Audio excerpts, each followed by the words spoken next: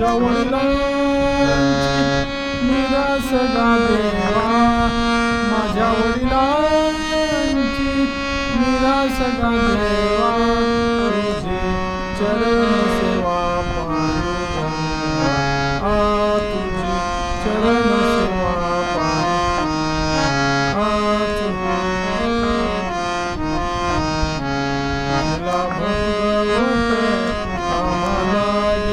आम्हाला भोगवत आम्हाला उपवास पाळणे, राखीला दारवंता उपवास पाळणे, राखीला दारवंता उपवास पाळणे,